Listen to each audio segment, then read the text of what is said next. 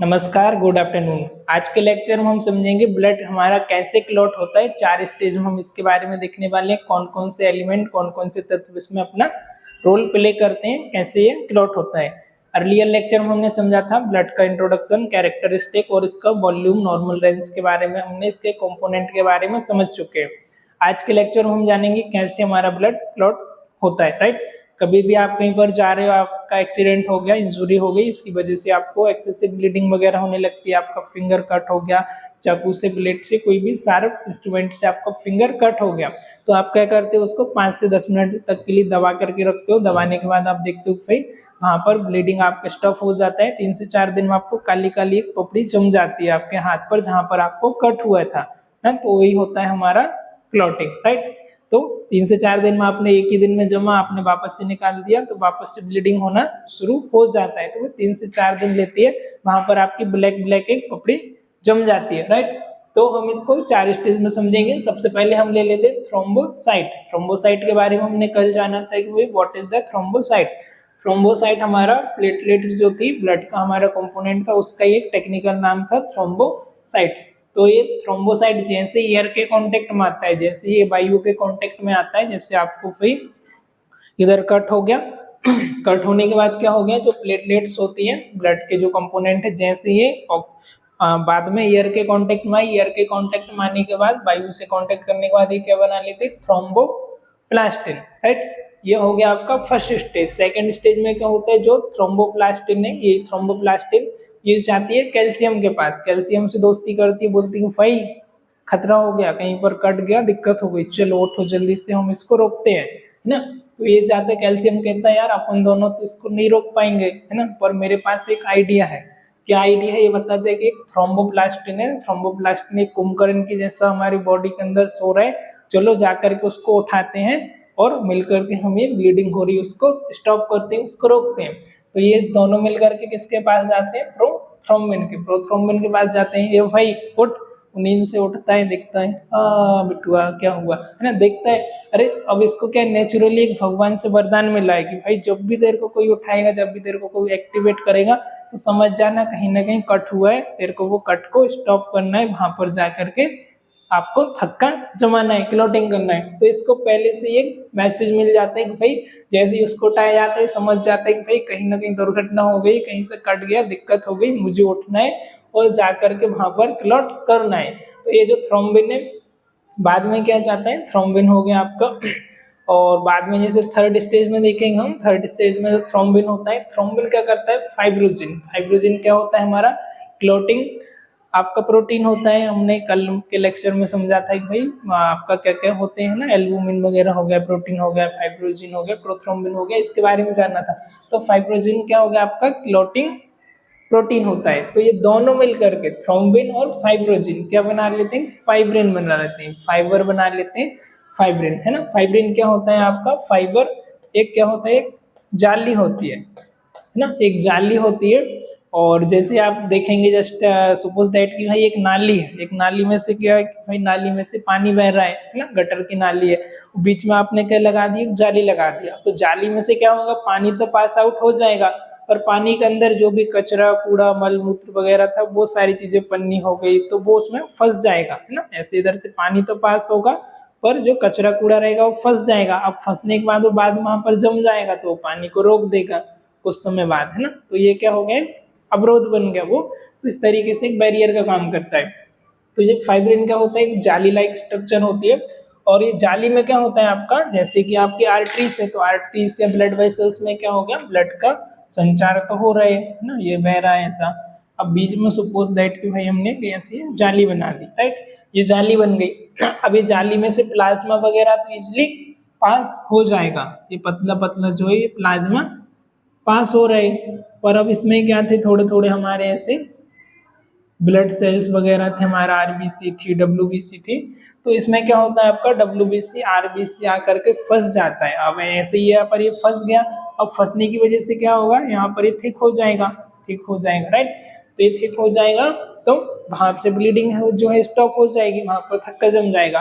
तो ये इसका प्रोसेस होता है, आरबीसी डब्ल्यूबीसी आकर के जाली में फंसते हैं, जाली में फंसने के बाद इधर सिर्फ प्लाज्मा थोड़ा थोड़ा जब आता है और धीरे धीरे करके 3 से 4 दिन बाद आप देखते हो कि आपको एक काली काली पपड़ी जम जाती है। 4 से 5 मिनट में आप इसको दबा करके रखते हो तो आपको एक क्लॉटिंग आपका टाइम होता है 4 मिनट में, नॉर्मल रेंज होता है इसका 3 से 4 मिनट में क्लॉट हो जाता है, राइट। तो इसका ये अप्रोक्स रेंज होता है। अब इसमें हम देखेंगे कि भाई कौन कौन से फैक्टर हैं, कैसे ये काम करती है प्रोसेस, कैसे काम करता है, राइट। इसके बारे में समझ लेते हैं। इतना समझ आया आपको? हाँ। अब इसमें एक चीज और होती है स्टूडेंट कि भाई अब जैसे तो ऑक्सीजन इसके कांटेक्ट में आया आपका किसके, वायु के कांटेक्ट में आ गया, एयर के कांटेक्ट में आ गया कि क्लॉटिंग हो गया। अब जैसे अंदर की बात होती है ना, तो हमने देखा कि भाई अब अंदर तो जैसे हिपेरिन होता है, तो हिपेरिन क्या करता है, एंटी कोगुलेंट का काम करता है।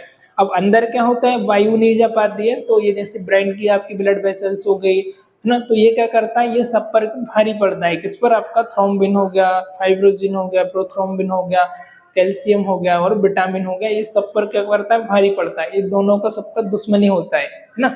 एक अकेले ही सब पे भारी पड़ता है, ये भाई जब तक मैं हूं तुम ब्लड को नहीं जमा सकते हो, है ना। अंदर क्या होता है, यदि अंदर ब्लड जम जाएगा, जैसे आपको इंटरनल इंजुरी हुई है ना, आपकी कैविटी में या बॉडी के अंदर कहीं भी हेडेक इंजुरी हो गई, आप बाइक से जा रहे खट से एक्सीडेंट हो गया, आपका सर फट गया, है ना, तो अंदर क्या होती है, पतली पतली ब्लड वेसल्स होती हैं। ब्लड वेसल्स में जैसे ही ब्लड जमेगा, तो ब्लड वेसल्स में भाई यहाँ तो मान लो ये ब्लड जम गया अंदर, पर इधर से तो प्रेशर पड़ रहा है ना, इधर से जैसे आपका ब्लड प्रेशर कितना है, 120 है, तो उसकी स्पीड से तो ब्लड जा रहा है, उसकी स्पीड से जा रहा है।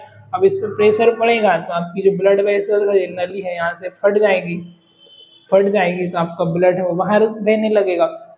तो क्या करता है हेपेरिन, क्या करता है, इसको एंटी कोगुलेंट का काम करता है। एंटी कोगुलेंट मतलब उसको क्लॉट होने से रोकता है, उसको बचाता है। ये सब पे अकेला भारी पड़ता है, ये भाई मैं हूं जब तक यहाँ पर कोई ब्लड को जमने नहीं देगा, है ना, तो ये हेल्प करता है। कई बार आपने देखा होगा कि फिर आप डॉक्टर के पास जाते हो और डॉक्टर के पास जाते हो आपको इंजेक्शन देते हैं, पूरा उसका ऐसे ठोक ठोक के पीट पीट के पूरी उसकी ईयर निकाल देते हैं। ईयर निकालने के बाद ही फिर आपको इंजेक्शन लगाते हैं, है ना। और उसके बाद जैसे आपने देखा होगा कि फिर आपको डॉक्टर के पास गए, है ना, आप IV वगैरह लगाने, तो ऐसा आपका एक ड्रिप रहता है, बोतल रहता है, उसमें बिल्कुल इतना सा थोड़ा सा बच्चा होगा, तभी नर्स उसको क्या करती, रेगुलेटर को बंद कर देती थी, बिल्कुल भी ईयर नहीं जाना चाहिए। यदि आपको ईयर गया तो अंदर आपको क्या होगा, वहां पर मतलब आपका मास फॉर्मेशन हो जाएगा, है ना, आपका सूजन वगैरह आ जाएगी। तो ये रीजन होता है कि अब डॉक्टर ने तो भाई आप डॉक्टर के पास गया, डॉक्टर ने धर के दिया, आप इंजेक्शन लगा दिया, और बाद में बोलेगा आपको इधर क्या हुआ, कमर पे इंजेक्शन लगा दिया और आपको वहां पर सूजन आ गई, आपको टाइट टाइट हो गया, मसल्स फॉर्मेशन हो गया। तो आप बोलोगे डॉक्टर साहब दर्द हो रहे हैं ना, टाइट टाइट हो गया मसल, डॉक्टर बोलेगा ठंडे पानी से बर्फ से सिकाई कर लो, सब ठीक हो जाएगा। और डॉक्टर थोड़ी ना बोलेगा कि यार मेरा गलती हुआ था, है ना, तो ईयर चला गया।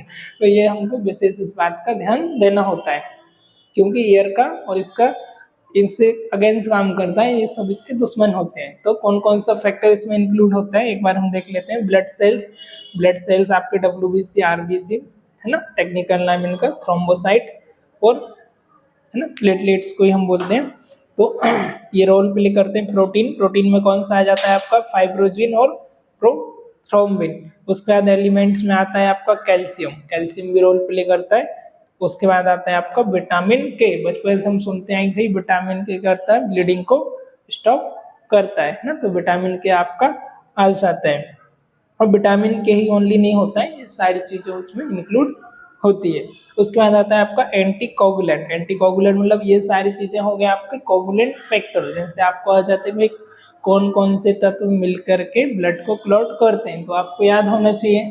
सबसे पहले आता है आपका प्लेटलेट्स, प्रोटीन में आपका फाइब्रोजिन, प्रोथ्रोम्बिन, एलिमेंट्स में आ जाता है आपका कैल्शियम और विटामिन के, राइट। तो उसके बाद आता है एंटीकोगुलेंट, एंटी मतलब जो ब्लड क्लॉटिंग के अगेंस्ट उसको रोकने का काम करते हैं। जैसे कि आपका हेपेरिन क्या होता है, नेचुरली आपके बॉडी के अंदर प्रेजेंट होता है। अब जैसे बाहर फही कट गया और एयर के कांटेक्ट में आ गया, तो वहां पर रक्त का थक्का जमना जरूरी है।